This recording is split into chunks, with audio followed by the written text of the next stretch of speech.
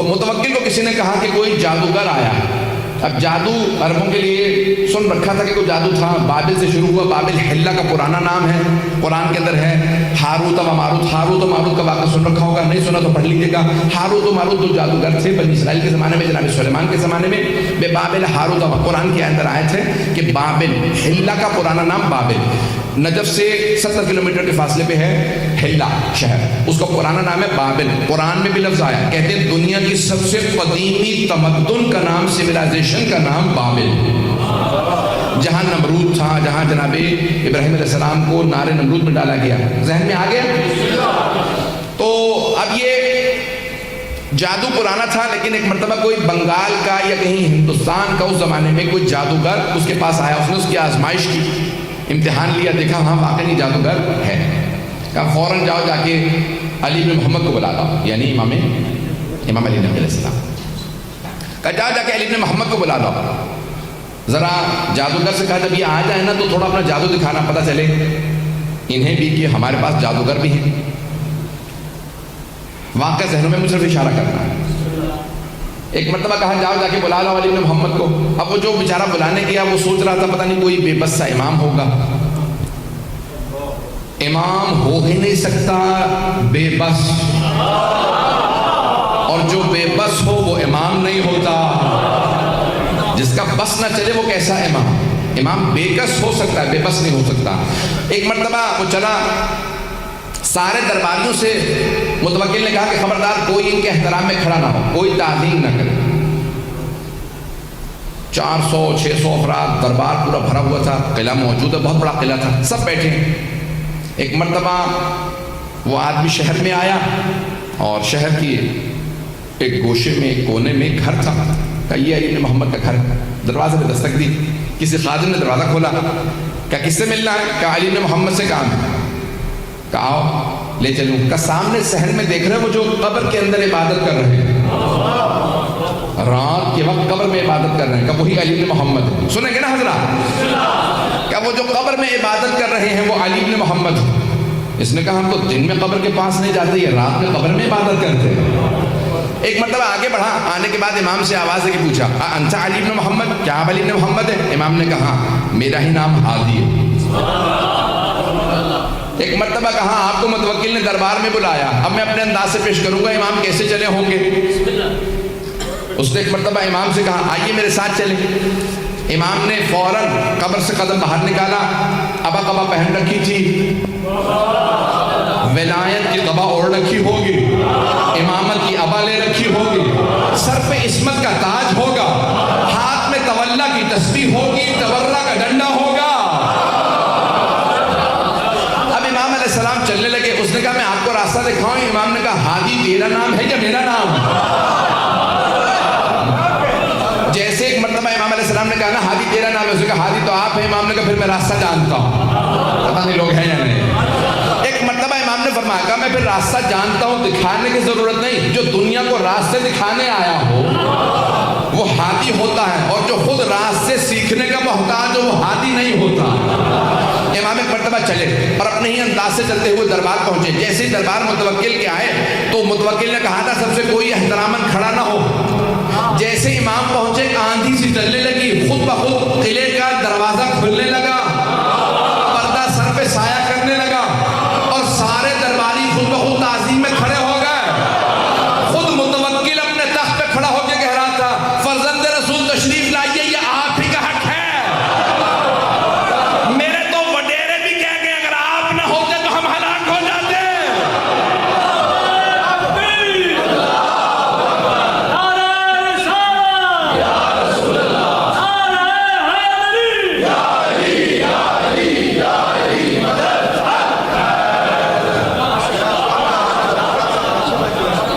مرتبہ امام علیہ السلام چلے اور جیسے ہی دربار میں داخل ہوئے سارا دربار امام کی تعظیم میں کھڑا ہو گیا. متوکل نے کہا فرزند رسول تشریف لائیے. امام نے کہا ہمیں تیرے تخت سے ظلم کی بو آتی, ہم تخت پہ نہیں بیٹھتے. امام کے لیے ایک مرتبہ مسند بچھائی گئی اور ایک سامنے میز نما شیشے کو رکھا اور کہا امام کے لیے کھانا لگا دیا جائے. اس نے جیسے کھانا رکھا فوراً اپنے جادوگر کو آنکھوں سے اشارہ کیا کہ اپنا جادو دکھا. واقعہ ذہنوں میں ہوگا اگر لوگ ہیں یا نہیں ہیں. مجھے اشارہ کرنا تھا. جیسے جیسے امام نے ہاتھ بڑھایا نا تو روٹی امام کے ہاتھ سے سرک گئی، امام روٹی تھوڑی دور ہو گئی، امام نے کہا جو بھی ہے باز آ جا۔ عظمت امام علیہ السلام دیکھیے، نام نہیں لیتے، یہ نہیں کہتے میں جانتا ہوں جادوگر، امام نے کہا جو بھی ہے باز آ جائے۔ پھر امام نے دوسری مرتبہ ہاتھ بڑھایا، پھر ایک مرتبہ روٹی سے رکھی، امام نے ایک مرتبہ کہا کیا ان درباروں میں شرفاء کی زبان نہیں سمجھتے لوگ؟ اب تیسری مرتبہ امام نے روٹی کی طرف ہاتھ بڑھایا، ابھی پھر بھی وہ باز نہیں آیا، سارا دربار دیکھ رہا تھا جادوگر اب کیا کرتا ہے۔ جیسے ہی امام نے ہاتھ بڑھایا، جیسے ہی تیسری مرتبہ روٹی ہاتھ سے سرکی، اس دیوار کے اوپر غالیچہ تھا، غالیچے پہ ایک شیر کی تصویر بنی تھی، لیکن جادوگر کو جواب دینا تھا، پتہ نہیں لوگ پہنچ رہے نہیں پہنچ رہے، جادوگر کو جواب دینا مقصود تھا، اسے بتانا تھا تو جادوگر ہے، ہم صاحب اعجاز ہیں۔ امام نے ایک مرتبہ وہ جو دیوار کے اوپر غالیچہ تھا، غالیچے کو دیکھا جس پہ اسد کی شیر کی تصویر بنی تھی، عربی زبان میں شیر کو اسد کہتے ہیں، امام نے شیر کو دیکھ کے عربی میں کہا ایھا الاسد، او شیر تو دیکھ رہا تیرے ایمان کی توہین ہو رہی ہے۔ ایک مرتبہ سارا بندہ پریشان ہونے لگا، لگ یہ رہا تھا کہ غالیچے میں جو شیر کیا عکس بنا ہے وہ عکس نہیں رہا، شیر بن رہا ہے۔ وہ شیر بن کے آگے بڑھا، نہ اس نے امام سے پوچھا کہ کسے کھاؤں، ایک مرتبہ جادوگر کی طرف بڑھا، اسے بغیر خون کا قطرہ گرائے پورا نکل گیا، اور پورا نکلنے کے بعد امام کے سامنے آگے کھڑا ہوا، اور ایک مرتبہ فصیح عربی زبان میں کہا فرزند رسول اگر آپ اجازت دیں متوکل کو کھا لو۔ متوکل نے ہاتھوں کو باندھا، کہا فرزند رسول اس سے کہیے واپس چلا جا، یہ دوبارہ عکس بن جائے، امام نے اشارہ کیا واپس چلا جا، کہا وہ میرا جادوگر تو واپس کر دے، وہ بہت قیمتی تھا، میں ہندوستان سے ہند سے لایا تھا، عربی میں ہندوستان کو ہند کہتے ہیں، کہا میں ہند سے لایا تھا، وہ معمولی نہیں تھا، اس شیر سے کہیں میرا ساحر میرا جادوگر واپس کر دے، ساحر عربی میں کہتے ہیں جادوگر کو۔ امام نے کہا جب جناب موسیٰ کا عصا اژدہا بنا تھا، اس نے فرعون کے جادوگروں کی رسیوں کو اٹھا لیا تھا، لیکن جب جناب موسیٰ نے اٹھایا تو دوبارہ عصا بن گیا، جب عصا بنا تو اس نے جادوگروں کی رسیوں کو اگلا نہیں تھا، اگر جناب موسیٰ کا عصا واپس کر دیتا تو یہ بھی واپس کر دیتا۔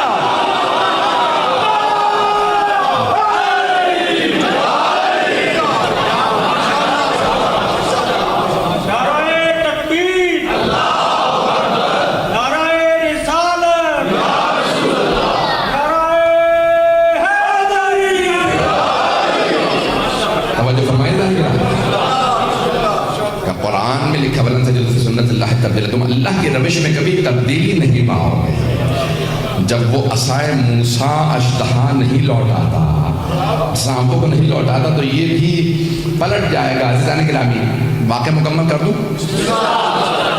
واقعہ بہت طولانی مکمل نہیں کر سکوں گا، لیکن جتنا پیش کر رہا ہوں اس کو سن لیجیے گا۔ اب ایک مرتبہ سب کی توجہ، وہ جو جتنے بھی دربار میں بیٹھے تھے سب کی توجہ امام کی طرف ہو گئے، پتہ نہیں لوگ ہیں نہیں۔ اب متوکل نے ایک مرتبہ مختلف لوگوں کو اشارے کیے بھی کوئی سوال کرو کچھ کرو، مجھے خود سمجھ میں نہیں آ رہا کیا کروں، ایک گھبراہٹ سب پہ روب سا طاری ہو گیا، امامت اسے کہا جاتا ہے۔ تو وہاں پہ ایک آدمی کھڑا ہوا، اس نے کہا کہ میں دعویٰ کرتا ہوں سلونی قبل ان تسألون، جو پوچھنا ہے پوچھ لو اس سے پہلے کہ تم مجھے کھو دو، یہ مولا سے مخصوص ہے۔ آج من کن تو مولا ہے نا، تو اس لیے جملہ پیش کر رہا ہوں۔ تو امام علی نبی سے بھی وابستہ ہے، ان کا بھی ہو جائے گی بات مکمل ہو جائے گی، اور مولا امیر المومنین کی بھی بات آپ تک پہنچ جائے گی۔ تو ایک آدمی نے دعویٰ کر دیا جو پوچھنا ہے پوچھ لو۔ متوکل بہت خوش ہوا کہ میرے دربار میں کسی نے دعویٰ کر دیا جو اہل بیت سے وابستہ ہے۔ تو دربار میں ایک درباری کھڑا ہو گیا، اچھا اس کے سوال سے پتہ چل رہا کہ وہ تقیہ میں تھا لیکن تھا شیعہ، پتہ نہیں بات پہنچی یا نہیں پہنچی۔ سوال کرنے والے سے اندازہ یہ ہوتا کہ وہ شیعہ تھا۔ اس نے کیا سوال کیا؟ اچھا سوچ لے، جو پوچھنا ہے پوچھ لو۔ اس نے کہا یہی تو کہا جو پوچھنا ہے پوچھ لو۔ اس نے کہا اچھا یہ بتا حج واجب ہے؟ اس نے کہا یہ کیسا سوال ہے، یہ تو پوری دنیا کو پتہ حج واجب ہے۔ کہا تو نے کہا ہے نا جو پوچھنا ہے پوچھ لو، میرے تو سوال ایسے ہی ہوں گے، تو بتا کہ تجھے جواب آتا ہے یا نہیں آتا؟ تو اس نے کہا ہاں حج واجب ہے۔ اچھا یہ بتا پھر انبیاء پہ بھی حج واجب تھا؟ تھوڑی دیر سوچنے لگا، پھر کہا کہ انبیاء پہ بھی حج واجب ہی تھا. انہوں نے کہا سوچ لے. کہا نہیں اچھا انبیاء پہ حج واجب تھا. اچھا یہ بتا پھر حضرت آدم پہ بھی حج واجب تھا؟ اب پریشان ہو گئے. کہنے لگا واجب بھی رہا ہوگا. اس نے کہا کہ واجب رہا ہوگا یا واجب تھا؟ اب ایک مرتبہ اسے ہی پسینے آنے لگے جیسے مجھے پسینے آ رہے ہیں. مجھے تو پنکھا نہ ہونے کی وجہ سے پسینے آ رہے ہیں، اسے جواب نہ آنے کی وجہ سے پسینے آ رہے تھے. یہ نہیں تقاضا کرنا کہ مجھے پنکھا چاہیے. کراچی میں ایک بار مرتبہ گر چکا ہوں. یہاں پہ بھی آپ کی کراچی جیسے گرمی ہے لیکن الحمدللہ پھر بھی قابل برداشت ہے. توجہ میرے ساتھ رکھیے گا. صاحب مجلس کو زیادہ پریشانی ہوتی ہے، وہ میرے خیال میں پنکھا لینے چلے گئے. توجہ رہے گی میرے ساتھ. تو ایک مرتبہ کہا کہ بتا حضرت آدم پہ حج واجب تھا؟ اس نے کہا کہ واجب ہی ہوگا، واجب رہا ہوگا. اس نے کہا اچھا یہ بتا واجب تھا یا واجب رہا ہوگا؟ اس نے کہا نہیں واجب تھا. اس نے کہا اچھا اگر حضرت آدم پہ حج واجب تھا تو بتا انہوں نے کیا تھا حج؟ آپ تو ایسے خاموش بیٹھے جیسے آپ لوگوں سے پوچھ لیا میں نے سوال. تو کہنے لگا کہ بھائی کیا ہی ہوگا، اگر واجب تھا تو انہوں نے کیا ہی ہوگا. کیا بتا انہوں نے حج کیا تھا یا نہیں کیا تھا؟ تو کچھ سوچ کے کہنے لگا حضرت آدم نے حج کیا تھا. اس نے کہا کیا پوچھ لے گا زیادہ سے زیادہ. کہا حضرت آدم نے حج کیا تھا. کہا اچھا یہ بتا اگر حضرت آدم نے حج کیا تھا تو ان کا سر کس نے مونڈا تھا؟ حلق واجب ہے، حج میں سر کا مونڈنا واجب ہے. جناب آدم تھے زمین پہ پہلے بشر، پتہ نہیں آپ تو. کہا اگر انہوں نے حج کیا تھا تو بتا ان کا سر کس نے مونڈا تھا؟ اب بہت پریشان ہوا. کچھ دیر بعد کہا مجھے نہیں پتا. وہ پوچھنے والا بہت ذہین تھا. اس نے کہا جتنی اونچی آواز سے کہا تھا نا سلونی، اتنی ہی اونچی آواز سے کہے مجھے نہیں پتا، تو جاہل ہے، تجھے کہنا ہی نہیں چاہیے تھا سلونی. ایسا نہیں کہ میرے پاس بھی مجھے ہوا آ رہی ہے، میرے لیے اتنا کافی ہے. ایک مرتبہ اس نے کہا کہ اگر نہیں جانتا تو کہہ تو جاہل ہے. اس نے کہا کہ ہاں میں جاہل ہوں، نہیں جانتا. اب متوکل کو پریشانی ہوئی. کہا میرے دربار میں کوئی ایسا ہے جسے اس سوال کا جواب آتا ہو؟ سارے درباری امام علی نقی کو دیکھنے لگے. جب سب نے امام علی نقی علیہ السلام کو دیکھا، متوکل چہرے پڑ رہا تھا، اس نے بھی امام کی طرف رخ کیا. کہا فرزند رسول کیا آپ جانتے ہیں؟ مولا نے کہا ہاں میں جانتا ہوں. کہا بتائیے پھر جناب آدم نے حج کیا؟ امام نے کہا ہاں. کہا بتائیے سب سے پہلے جناب آدم ہی نے کعبہ بنایا تھا. اب یہ بہار میں بڑا تفصیلی واقعہ موجود ہے، وقت نہیں ہے. امام نے کہا حضرت آدم نے سب سے پہلے کعبہ بنایا اور اللہ نے کہا آدم آپ کی نسل میں ہاجرہ آئے گی، صفا مروہ کے درمیان چلے گی. یہاں پہ سعی ہے، اس کے بعد حلق ہے. تو کہا حلق کس نے کیا؟ کہ جب حلق کی نوبت آئی تو جناب جبرائیل جنت سے یاقوت لے کے نازل ہوئے. جناب آدم کے سر پہ پھیرتے جاتے تھے، جہاں جہاں پھیرتے جاتے تھے بال گرتے جاتے تھے. جہاں جہاں اس یاقوت کی روشنی گئی اللہ نے سب کو حرم قرار دے دیا.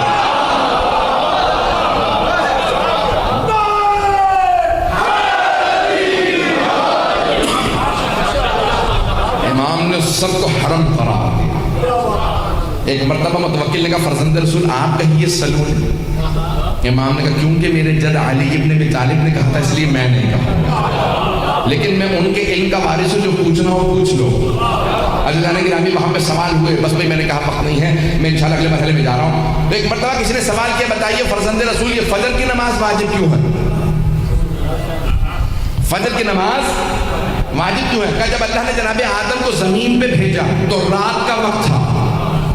ایک تو جنت کی جدائی، دوسرے اللہ کی ناراضگی، تیسرے جس جگہ پہ آئے وہاں تاریکی ہی تاریکی. تو جناب آدم پوری رات روتے رہے.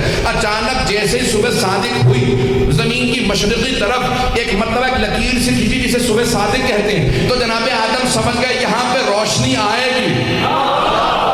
اس روشنی کو دیکھتے ہی صبح صادق کے وقت جناب آدم نے 2 رکعت نماز شکرانہ پڑھی. پروردگارہ تیرا شکر ہے یہاں روشنی آئے گی. اللہ نے کہا آدم تیری پوری نسل میں یہ تیری 2 رکعت نماز میں نے واجب قرار دی. یہ یادگار جناب آدم ہے. یہ جناب جناب آدم کی یادگار ہے کہ دور کا بس اسی طرح سے ظہر اثر مغرب عشاء سب پوچھا، سارے سوالات کرتے رہے، یہاں تک کہ ایک مرتبہ ایک چور کو لے کے آئے اور اس چور سے ایک مرتبہ متوکل نے خود پوچھا کہ واقعی تو چور ہے؟ اس نے کہا ہاں۔ کہا جانتا ہے چوری کی سزا کیا ہے؟ کہا ہاں، ہاتھ کاٹا جائے گا۔ کہا پھر بتاؤ مسلمان کی جتنے بھی وہاں پہ علماء بیٹھے تھے، کہا مسلمانوں بتاؤ ہاتھ کہاں سے کاٹا جائے گا؟ چور آیا۔ تو ایک مسلمانوں کے 4 مذاہب ہیں، چاروں کا الگ الگ فتویٰ ہے۔ مذاہب اربع، امام ابو حنیفہ کا الگ ہے، امام مالک کا الگ، امام شافعی کا الگ، امام احمد بن حنبل کا الگ۔ سنیں گے؟ اگر کہیں میں چھوڑ کے ختم کر دوں۔ تو اب ایک مرتبہ ایک نے کہا کہ بھئی ہاتھ عرف عام میں ہتھیلی تک ہے اور اس کو کلائی سے کاٹ دیا جائے، بس یہ ہاتھ کاٹنے کا۔ وَالسَّارِقُ وَالسَّارِقَةُ فَاقْطَعُوا أَيْدِيَهُمَا، قرآن کی آیت ہے، چور اور چوری کرنے والے مرد اور عورت کے ہاتھ کو کاٹ دیا جائے۔ یہ نہیں لکھا کہاں سے، لکھا فَاقْطَعُوا أَيْدِيَهُمَا، یعنی ان کے ہاتھوں کو کاٹ دیا جائے، ہاتھ کاٹنا ہے۔ تو ایک مرتبہ اس نے کہا عرف عام میں کلائی تک ہاتھ کہا جاتا ہے۔ تو دوسرے سے پوچھا بھئی آپ کا فتویٰ کیا ہے، آپ کی مذہب کا؟ انہوں نے کہا نہیں، اللہ نے کہا فَاغْسِلُوا وُجُوهَكُمْ وَأَيْدِيَكُمْ إِلَى الْمَرَافِقِ، اپنے ہاتھوں کو کوہنیوں تک یا کوہنیوں سمیت دھو، ہم کہتے ہیں سمیت، وہ کہتے ہیں تک۔ تو کہا کوہنی سے کاٹا جائے کیونکہ اللہ نے جب ہاتھ کہا ہے تو کوہنی تک کہا۔ توجہ ہے یا نہیں؟ ایک نے کہا کلائی تک، دوسرے نے کہا نہیں، اللہ نے قرآن میں کہا ہے ہاتھ اور کوہنی مراد دی ہے تو کوہنی سے کاٹ دیا جائے۔ تیسرے سے پوچھا آپ کا؟ اس نے کہا میں احتیاط کرتا ہوں دونوں کے بیچ سے کاٹ دیا جائے۔ پتہ نہیں حضرات ہیں یا نہیں ہے؟ اس نے کہا میں کہتا ہوں بیچ سے کاٹ دیا جائے، یہ کہتا ہے کلائی سے، وہ کہتا ہے کوہنی سے، میں کہتا ہوں بیچ سے کاٹ دیا۔ چوتھے سے پوچھا، اس نے کہا نہیں یہ پورا کا پورا ہاتھ ہے تو بازو۔ اب چور اس دوران جو ہے بیچارہ بلڈ پریشر کا ہائی ہو رہا تھا کہ کہاں سے میرا ہاتھ کٹنے والا ہے۔ ایک مرتبہ امام علی نقی علیہ السلام کی طرف رخ کیا متوکل نے کہا فرزند رسول بتائیے ہاتھ کہاں سے کاٹا جائے گا، ان چاروں میں سے کون صحیح ہے؟ امام نے کہا چاروں غلط۔ یعنی لوگ ہیں یا نہیں؟ گھبرا کے نہ سنیے حضرات، سارے بننے کی توجہ ہو، میں اگلے مرحلے میں جاؤں گا۔ امام نے کہا چاروں غلط ہے۔ کہا فرزند رسول انہوں نے سب نے آیات پیش کی ہیں، آپ دلیل دیجیے۔ امام نے کہا صرف 4 انگلیاں کاٹی جائیں گی۔ آپ حضرات پریشان بیٹھے۔ امام نے کہا صرف 4 انگلیاں کاٹی جائیں گی، نہ ہتھیلی کاٹی جائے گی نہ ہاتھ۔ کہا فرزند رسول آیات انہوں نے بھی پیش کی، کوئی آپ کے پاس بھی دلیل ہے؟ امام نے کہا قرآن میں آیت ہے ان المساجد للہ جمیعا، کہ تمام کی تمام سجدگاہیں اللہ کے لیے ہیں۔ پیغمبر نے فرمایا 7 مقامات کا سجدے کے دوران زمین پہ رکھنا واجب ہے، پیشانی کا، ہتھیلیوں کا، دونوں گھٹنوں کا، دونوں پاؤں کا۔ اگر چور توبہ کر کے نماز پڑھنا چاہے تو نماز کیسے پڑھے گا؟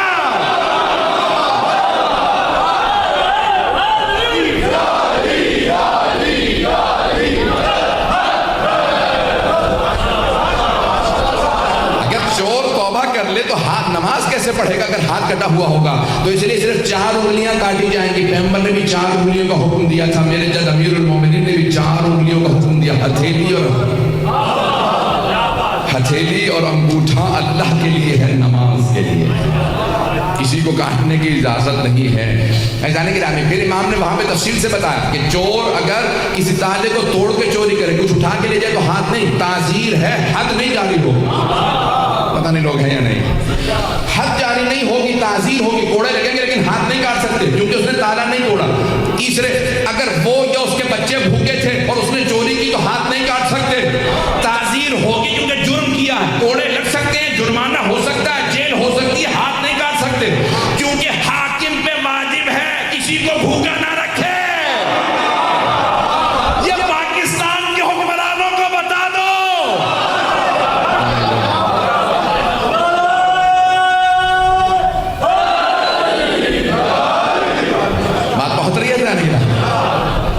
جو کسی کو بھوکے رکھے ہوئے ہوگا وہ خود جواب